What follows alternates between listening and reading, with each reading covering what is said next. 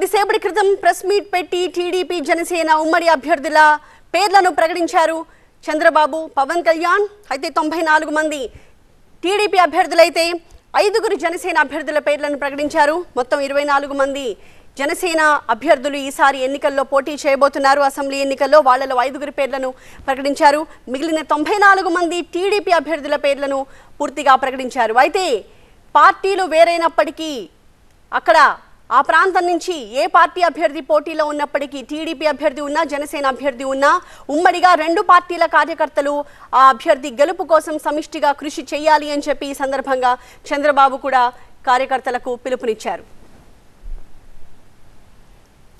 అయితే ఈ సీట్ల గురించి గత ఎన్నికల్లో పోటీ చేసిన స్థానాల గురించి ఈసారి 24 స్థానాల్లో పోటీ చేయడం గురించి అంటే అంతకంటే ఎక్కువ స్థానాల నుంచి పోటీ చేయాలన్న డిమాండ్ క్యాడర్ నుంచి ఉన్నప్పటికీ 24 స్థానాలకే తాము పరిమితం కావడానికి ఎలాంటి కారణాలు ఉన్నాయన్నది కూడా పవన్ కళ్యాణ్ ఈ ప్రెస్ మీట్లో వివరించారు. ఆయన ఏమన్నారు చూద్దాం. చాలా కీలకంగా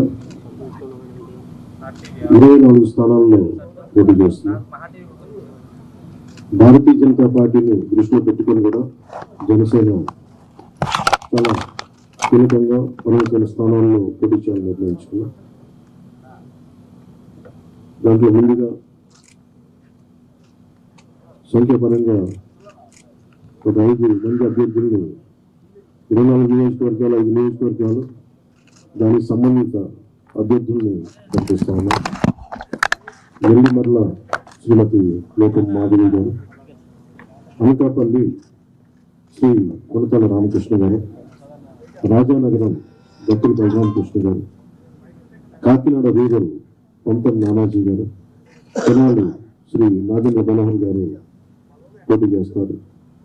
మిగతా 19 నేను 2 రోజుల్లో మొత్తం అందరికీ తెలియజేసుకుంటున్నాను. రైట్ సైడ్ బాక్స్ లో మనం జనసేన పార్టీ అభ్యర్థుల పేర్లను క్లియర్ గా చూస్తున్నాము.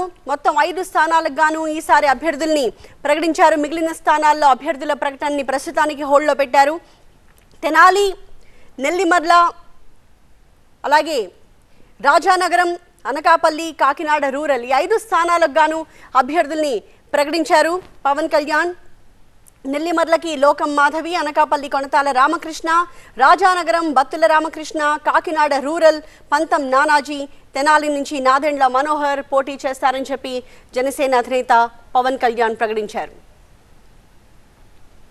అలాగే చంద్రబాబు కూడా మొత్తం 94 మంది అభ్యర్థుల లిస్ట్ ని ప్రకటించారు.